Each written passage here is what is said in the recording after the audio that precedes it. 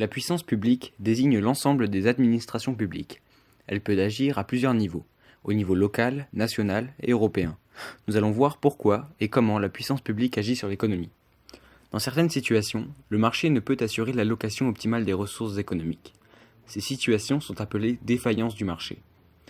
Cela comprend les asymétries d'information, les externalités et les biens collectifs. Pour lutter contre ces défaillances du marché, l'État doit intervenir.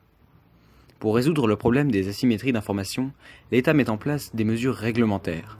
Elles influencent sur les décisions des acteurs privés et orientent les choix de consommation, comme par exemple avec des labels. Pour résoudre le problème des externalités, l'État a recours à des mesures budgétaires. Les mesures budgétaires permettent de modifier les ressources des acteurs économiques en agissant sur les dépenses publiques. Ces deux mesures, par l'incitation et la contrainte, modifient durablement les comportements des agents économiques. Pour résoudre le problème des biens collectifs, l'État intervient dans la production de ces biens et services non marchands que les secteurs privés ne peuvent pas produire. Il utilise donc une de ces trois fonctions économiques, l'allocation des ressources. L'État participe à l'allocation des ressources en mettant en œuvre des mesures d'incitation qui ont des effets sur l'offre et sur la demande. Ces mesures d'incitation passent par des aides ciblées ou des taxes.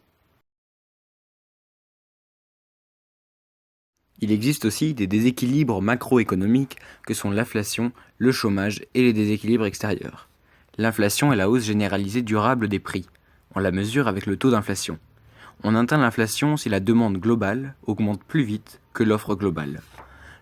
Le chômage, c'est-à-dire une situation dans laquelle l'offre de travail, le nombre de travailleurs, est plus forte que la demande de travail qui émane des entreprises.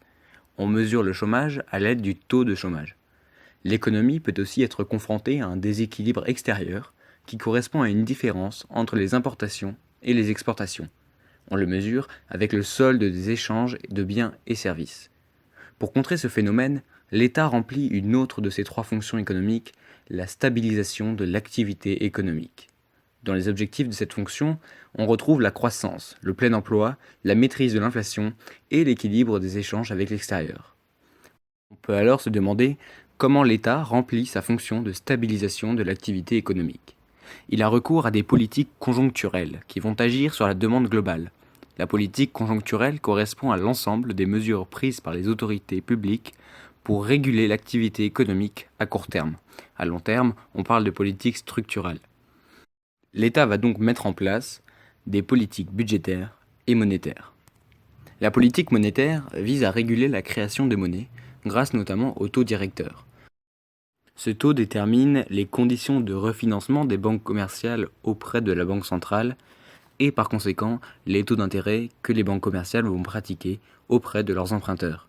Ainsi, une baisse du taux directeur incite les banques à diminuer leur taux d'intérêt, ce qui doit stimuler la demande de crédit et augmenter la demande globale par une augmentation de l'investissement et de la consommation. La politique budgétaire est le choix concernant le budget de l'État. Elle peut agir sur la demande globale de trois manières différentes. Elle peut le faire en augmentant les dépenses publiques pour stimuler l'activité économique, on appelle ça la politique de relance, ou au contraire en restreignant les dépenses publiques, ce qui correspond à une politique d'austérité. Le choix d'augmenter ou diminuer les dépenses publiques dépend du déséquilibre macroéconomique à corriger. Elle peut aussi le faire en incitant les acteurs à modifier leur comportement de consommation et d'investissement, via des taxes ou des exonérations d'impôts par exemple. Enfin, elle peut le faire en attribuant des revenus supplémentaires aux ménages via les revenus de transfert, ce qui permet d'augmenter directement la demande globale et donc d'agir directement sur les déséquilibres macroéconomiques. On retrouve ici la dernière fonction économique de l'État, celle de répartition des richesses. Les pouvoirs publics viennent en effet corriger la répartition primaire des revenus en mettant en œuvre une répartition secondaire, qui est fondée sur des prélèvements et des prestations sociales. À travers cette fonction de répartition, l'État cherche à favoriser l'activité économique et à réduire les inégalités entre les citoyens. Le budget public permet donc à l'État de modifier la demande globale afin d'agir sur les déséquilibres macroéconomiques. Les choix budgétaires de l'État dépendent des recettes et par conséquent du solde budgétaire. Ce solde est la différence entre les dépenses et les recettes. Si les recettes sont supérieures aux dépenses, il est positif. Si le contraire se produit, il est déficitaire. Ces choix budgétaires modifient les prix relatifs et les rémunérations nettes des agents, en taxant certaines productions ou en subventionnant d'autres par des impôts par exemple. Du coup, les agents économiques font d'autres choix. Ils sont par exemple incités à moins consommer des biens ou services plus fortement taxés. On peut dire que la puissance publique agit sur l'économie pour faire face aux défaillances du marché et aux déséquilibres macroéconomiques. Elle le fait par ses trois fonctions économiques, l'allocation des ressources, la redistribution et la stabilisation. Pour remplir ces fonctions, l'État dispose d'outils, appelés politiques.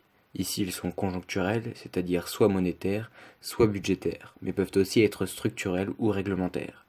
Il dispose aussi de mesures qui sont soit budgétaires, soit réglementaires. Cependant, lorsque par ces mesures l'État fait face à un solde budgétaire déficitaire, il doit veiller à ne pas alourdir sa dette afin de ne pas tomber dans l'effet boule de neige qui l'alourdirait de plus en plus chaque année.